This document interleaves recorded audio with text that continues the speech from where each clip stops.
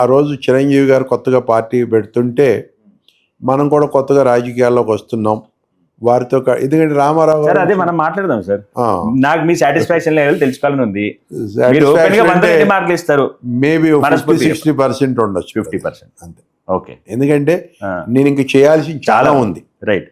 So దానికోసం ఎదురు చూస్తున్నా. మీ పొలిటికల్ జర్నీ ఎలా మొదలైంది, ఎందుకు మొదలైంది చెప్పండి. రామారావు గారు నాకు ఉద్యోగం ఇప్పించారు. రామారావు గారి నేపథ్యం అంతా దగ్గరుండి చూసినోడిని.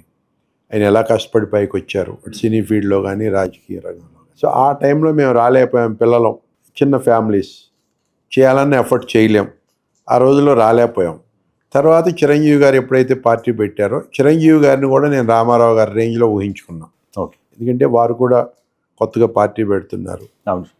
ఒక మంచి కెరీర్ ఉన్న నేత, వారి ద్వారా కలిసి నడుద్దామని నేను పిఆర్పిలోనే ఫస్ట్ తొలి ఆరంగేటం అదేనా సార్? ఆరంగేటం అదే. ఓకే. తిరుపతిలో మీటింగ్ పెట్టినప్పుడు చిరంజీవి గారు, నేను తిరుపతి వెళ్ళి చిరంజీవి గారిని అల్లు అరవింద్ గారిని కలిసి వారితో పార్టీలో జాయిన్ అయ్యి పార్టీ సిద్ధాంతాలతో ముందుకు పోయాం. అట్లానే వారు నన్ను ఆదరించి నాకు శేరిలింగంపల్లి సీట్ ఇవ్వటం జరిగింది ఆ రోజుల్లో. అప్పుడే ఏ సంవత్సరంలో సార్ ఇది? 2009. రైట్. పార్టీ పెట్టిన 2008 ఫస్ట్ ఎలక్షన్. 2009లో నేను కొత్తగా పాలిటిక్స్లోకి వచ్చిన నాలో ఉన్న స్పార్క్, ఎవరైనా కూడా పార్టీ పెట్టుకున్నాడు 10 మంది గెలవాలని, గెలిచే గుర్రాలు కావాలని ఆలోచించాను. అట్లా నాలో ఉన్న స్పార్క్. అప్పుడు నేను ఇంకా యంగ్ ఉండే. దాంతో చిరంజీవి గారు, అల్లు అరవింద్ గారు ఇమీడియట్గా నన్ను రికగ్నైజ్ చేసి నాకు వాళ్ళు ఆ రోజు సీట్ ఇస్తే, శేరిలింగంపల్లిలో ఉన్న ప్రజలు గెలిపోవటంలో ఎప్పుడు కూడా జరుగుతుంటాయి. 100% నుంచున్న ప్రతివాడు గెలవాలని లేదు, కొట్లాడే ప్రతివాడు గెలవడు కూడా, ఎవడు గెలిచేది ఒకడే. కరెక్ట్. అయినా శేరిలింగంపల్లి ప్రజలు కూడా ఆ రోజు నన్ను ఆదరించి, నేను న్యూలీ ఎంటర్ అయినా కూడా దగ్గర 30,000 పైచీలకు ఓట్లు ఇచ్చారు ఆ రోజు నాకు. అది నాకు పెద్ద ఇన్స్పిరేషన్. ఇప్పటికి కూడా మనస్ఫూర్తిగా చిరంజీవి గారిని, అల్లు అరవింద్ గారిని మనస్ఫూర్తిగా వారిని అభిమానిస్తాను నేను. ఎందుకంటే నా పొలిటికల్ కెరియర్లో నాకు ఒక ఇది ఇచ్చారు, స్టార్ట్.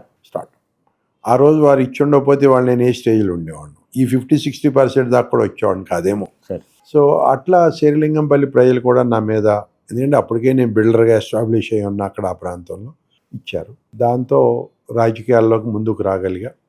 అయితే అప్పుడు పరిస్థితులు ఏమైందంటే చిరంజీవి గారి పార్టీని కాంగ్రెస్ పార్టీలో మెర్జ్ చేశారు. అవును. చేస్తున్న తరుణంలో అప్పుడు మేము చంద్రబాబు గారి నాయకత్వానికి ఆకర్షితున్నాయని. అంటే పార్టీ మర్జ్ చేసినందుకు మీరు ఇదయ్యారా, లేకపోతే వేరే ఇంకేదన్నా మీరు చిరంజీవి గారు ఇలా తీసుకెళ్తారా అనే ఉద్దేశం ఉండేది పార్టీలో? యాక్చువల్గా ఏంటంటే మాకు కొంచెం డెప్త్గా ఆలోచన చేసినప్పుడు అర్థమైపోయింది చిరంజీవి గారు ఈ పార్టీని కంటిన్యూ చేస్తారా లేదా అనేది. కొంత పొలిటికల్ అనాలిసిస్ కొంత జరుగుతూ ఉంటుంది కదా. ఆ తరుణంలో చంద్రబాబు, నాకు ఎందుకంటే ఇక్కడ శేరిలింగంపల్లిలో మంచి ఓటు రావటం, చంద్రబాబు నాయుడు గారు నన్ను ఆయన పిలుచుకుని, నువ్వు ఇంత స్ట్రాంగ్ లీడర్ అవుతావు అని అనుకోలా రమేష్, నువ్వు మన పార్టీలో నీకు వస్తే మంచి భవిష్యత్తు ఉంటుంది, రమ్మని మనస్ఫూర్తిగా చంద్రబాబు నాయుడు గారు ఆహ్వానించారు. ఎట్లయినా ఈ పార్టీ చిరంజీవి గారు కాంగ్రెస్లో మెర్జ్ అయిపోతారు అనే అప్పటికే ఇది జరుగుతున్న తరుణంలో మేము టీడీపీలోకి వెళ్ళటం జరిగింది. టీడీపీ 2009 రిజల్ట్స్ వచ్చేసి ఏప్రిల్లో ఎలక్షన్ జరిగింది. 9 ఎండ్లో పార్టీలో చంద్రబాబు నాయుడు గారి ఆహ్వానం మీదకి వెళ్ళే పూర్తిగా వారు నాకు 2 సార్లు కూడా స్టేట్ కమిటీలో నాకు అవకాశం ఇచ్చారు. నేను అసలు కొత్త రాజకీయవేత్తలైనా చిరంజీవి గారు సీట్ ఇచ్చి గౌరవించారు. చంద్రబాబు నాయుడు గారు అంత పెద్ద పార్టీలో సమైక్యాంధ్ర 23 జిల్లాల్లోకే నేను స్టేట్ ఆర్గనైజింగ్ సెక్రటరీగా పనిచేశాను టీడీపీలో. సార్ ముందుకెళ్ళి ఒక చిన్న మాట, మీరు ఏమనుకున్నారంటే పిఆర్పి పార్టీలో మీకు టికెట్ ఇచ్చారా, మీరు కొనుక్కున్నారా? ఇచ్చారు.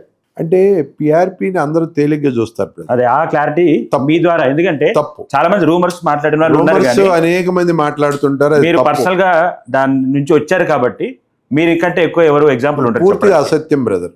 ఇప్పుడు నేనేది పార్టీ ఫండ్ మనలో మాట. ఏ పార్టీకి ఫండ్ వద్దు? 100% అందరు కావాలి. కొన్ని ఇప్పుడు బీజేపీ పార్టీ చూసాం, ప్రపంచంలోనే దానికి పార్టీ బీజేపీ. అట్లాగే టీఆర్ఎస్ పార్టీ చూసాం. రీజనల్ పార్టీస్లో వాళ్ళు టీఆర్ఎస్ని మించిన పార్టీ లేదు, ఏది ఫండ్ రూపంలో. కొన్ని దగ్గర 1500-1600 కోట్లు నిలవంది టీఆర్ఎస్.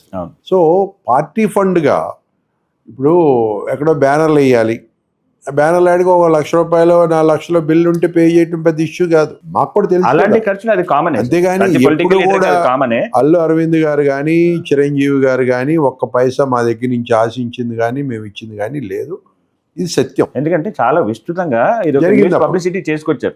అంటే అన్ని టికెట్లు అమ్ముకుంటున్నారు, డబ్బులకి కొత్త వాళ్ళు అయ్యారు. చిరంజీవి గారు అరవింద్ గారు దాన్ని తిప్పికొట్టే ఇది రాలా వాస్తవంగా. ఇక అర్థమైందండి. అంత తప్పితే వాళ్ళు చేసింది తక్కువ, డ్యామేజ్ చేసింది ఎక్కువ అవతల ప్రతిపక్షం. ఎందుకంటే కాంగ్రెస్ ఆ రోజు తెలుగుదేశం వీళ్ళు బాగా అప్పటికే ఎస్టాబ్లిష్డ్ పార్టీస్ కదా. కాంగ్రెస్ అంటే పెద్ద ఘన చరిత్ర, టీడీపీ కూడా ఎస్టాబ్లిష్డ్ పార్టీ, దాన్ని తట్టుకోవడం వీళ్ళ వల్ల ఏదైతే అవాస్తవ ప్రచారాలు ఉన్నాయో వాటిని తిప్పికొడతంలో అల్లు అరవింద్ గారు కానీ చిరంజీవి గారు కానీ ఆ విషయంలో కొంచెం వెనకబడ్డారని మేము అనుకున్నాం. అటువంటిది ఏమీ లేదు. అంటే రాజకీయ అనుభవం లేకంటారు సార్ అది? అంతే, డెఫినెట్గా. సో అక్కడ ఏమైందంటే వాళ్ళకి పార్క్ ఉన్న క్యాండిడేట్స్ కావాలి, గెలుపు గుర్రాలు కావాలి. నేను చెప్పింది పిఆర్పి. సరే, టీడీపీకి వచ్చాడు చంద్రబాబు నాయుడు గారు, పార్టీలో చేరిన సంవత్సరానికే నాకు స్టేట్ ఆర్గనైజింగ్ సెక్రటరీ ఇచ్చారు ఆయన టీంలో, స్టేట్ కమిటీలో. తర్వాత అనుకోకుండా రాష్ట్రాలు విడిపోయాయి 2014లో. విడిపోయినప్పుడు ఎలక్షన్లు జరిగినాయి, ఇక్కడ టీఆర్ఎస్ వచ్చింది. ఆ తర్వాత ఎలక్షన్లో వారు ఆంధ్రాకు పోయి పోటీ చేయటం జరిగింది చంద్రబాబు నాయుడు గారు. వారు అక్కడ గెలవటం, వారు అక్కడ ముఖ్యమంత్రి అయిపోవటం, ఇక్కడ తెలుగుదేశానికి ఇది సరైన బ్యాకప్ లేకపోతే నాయకత్వం లేదు. తెలుగుదేశం అంటేనే చంద్రబాబు నాయుడు గారు ఆ రోజు. ఆయన అక్కడ బిజీ అయిపోయిన తర్వాత ఇంకా ఇక్కడ ఎవరు చూస్తారు పార్టీ? అప్పుడు లోకేష్ కూడా చిన్న కుర్రాడు ఉండే. ఇప్పుడు ఆయన మంత్రి, ఇప్పుడు ఆయన ఎస్టాబ్లిష్ అయ్యారు.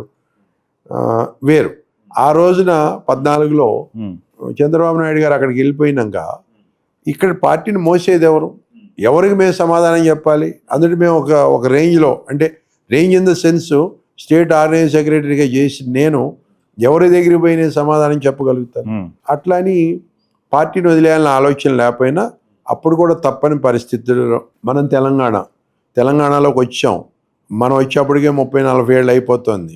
ఈ తెలంగాణ మంది, ఈ హైదరాబాద్ మనకు అన్నీ ఇచ్చింది. కాబట్టి మనం ఇక్కడున్న పరిస్థితులకి మనం ఎమర్జీ కావాల్సిందనే నా సొంత నిర్ణయం తీసుకున్నా. మా కేసీఆర్ గారు ఆ రోజు నన్ను ఆహ్వానించారు, కేటీఆర్ గారు నిజంగా కూడా బ్రహ్మరథం పట్టారు నాకు. కేసీఆర్ గారి ఆహ్వానం మేరకు తప్పని పరిస్థితుల్లో, అంటే తెలుగుదేశం ఈయన ఇక్కడి నుంచి టోటల్గా ఇటు వెళ్ళిపోతుంది, ఆంధ్రాకే పరిమితం అనుకున్న పరిస్థితుల్లో మేము టీఆర్ఎస్లో చేరాం. టీఆర్ఎస్లో నాకు స్టేట్ జనరల్ సెక్రటరీ ఇచ్చారు. సూపర్. మీకు అర్థమైంది బ్రదర్? అంటే పొలిటికల్ కెరియర్ ఎలా సాగిందనేది చెప్తున్నాను. అవునవును సార్. అయితే స్టేట్ జనరల్ సెక్రటరీ ఇచ్చారు, సికింద్రాబాద్ పార్లమెంట్కి ఇన్ఛార్జిగా ఇచ్చారు నన్ను. నేను 6 ఏళ్ళు కంటిన్యూగా టీఆర్ఎస్లో స్టేట్ జనరల్ సెక్రటరీగా చేరిన 6 నెలలకో 10 నెలలకో నాకు స్టేట్ జనరల్ సెక్రటరీ ఇస్తే అక్కడి నుంచి బయటకు వచ్చేంత వరకు నేను ఆ పార్టీలో స్టేట్ జనరల్ సెక్రటరీగానే కొనసాగాను. కానీ నేను ఆశించిన మేర ప్రజల్లోకి వెళ్ళలేకపోయాను. ఇప్పుడు 2014లో ఎలక్షన్స్ వచ్చాయి కదా సార్, అప్పుడు మీరు టీడీపీ నుంచి పోటీ చేశారా? చేయలా. అదే నేను చెప్పేది. టికెట్ రాలేదా మీకు? రాలా. ఎందుకని? అంటే గాంధీ గారికి ఇచ్చాడు చంద్రబాబు నాయుడు గారు, ఇస్తానని చెప్పి. ఇక్కడున్న పార్టీ పరిస్థితులు అనుకోండి, ఏదన్నా అనుకోండి, 2 సార్లు ఆర్గనైజ్ సెక్రటరీ ఇచ్చాడు కానీ సీట్ ఇచ్చేవాడు గాంధీ గారికి. అదే నేను అంటుంది, అట్లాంటి గ్యాప్ ఎందుకు వస్తుంది అంటారు? గ్యాప్ అంటే మాకు తర్వాత తెలిసింది ఏంటంటే 2009 ఎలక్షన్స్ అప్పుడు చంద్రబాబు నాయుడు గారు గాంధీ గారికి కమిట్మెంట్ ఇచ్చాడు. మీకు అర్థమైందండి? దాన్ని బేస్ చేసుకుని ఆయన 2014లో గాంధీ గారికి సీట్ ఇవ్వడం జరిగింది. మరి ఒక మాట సార్, నేను ఆయన ఓపెన్గా చెప్పడం కూడా జరిగింది. అది కరెక్టే. నేనేమంటున్నానంటే, మీరు ఒక పొలిటికల్ స్టెప్ తీసుకుంటున్నప్పుడు ఆ పార్టీలోకి వెళ్ళిన తర్వాత నాకంటూ ఒక స్టేచర్ రావాలా, లేకపోతే నెక్స్ట్ ఎలక్షన్స్ కి టికెట్ రావాలా అనే క్యాల్కులేషన్ సో మీ ఈక్వేషన్స్ ఇలా ఉన్నాయి అనేది మీకు తెలియలేదా పార్టీలోకి వెళ్ళే? అంటే ఎప్పుడు కూడా పార్టీని నమ్ముకున్నప్పుడు బ్రదర్ పార్టీ కోసం పనిచేస్తూనే ఉంటాం. పార్టీ మనకి ఇచ్చిన బాధ్యతలు చేసుకుంటూ పోతాం. తర్వాత పార్టీ నిర్ణయాన్ని కూడా మనం గౌరవించాల్సి ఉంటుంది. గౌరవించాలి సార్, నేను కాదంటే. సరే, ఒక మాట చెప్పండి. ఈ కాంటెక్స్ట్ వచ్చింది కాబట్టి ఒక మాట అడుగుతున్నా. బండి రమేష్ గారి దృష్టిలో ఒక పొలిటీషియన్కి దేని మీద ఎక్కువ ప్రేమ ఉంటుంది? ఒకటి పదవి మీద, నెక్స్ట్ పేరు మీద, లేదా ప్రజల మీద. ఈ మూడిట్లో మీకు ఏది కావాలి? నేను ఏం కోరుకున్నానంటే ప్రజలకు సేవ చేయాలి. నా పొలిటికల్ అంబిషన్ ఏంటో కూడా చెప్తా బ్రదర్. యాక్చువల్గా హైదరాబాద్కి నేను వచ్చా ఒక స్టూడెంట్గా. అవును. 2008 నాటికి నేను ఒక బిజినెస్ మెన్గా ఎస్టాబ్లిష్ అయ్యా. సరే ఎనాలిసిస్ నేను వింటా. చెప్తా. కాదు మీరు పదవ మీ పేరా లేదా ప్రజల ఈ మూడు నాకు అన్ని ఇచ్చిన హైదరాబాద్కి నేను ఏదో ఒకటి చేయాలి, నా వల్ల అయింది, నా ద్వారా ప్రజలకి ఏదో ఒకటి మేలు జరగాలి, ఇది నా అంబిషన్.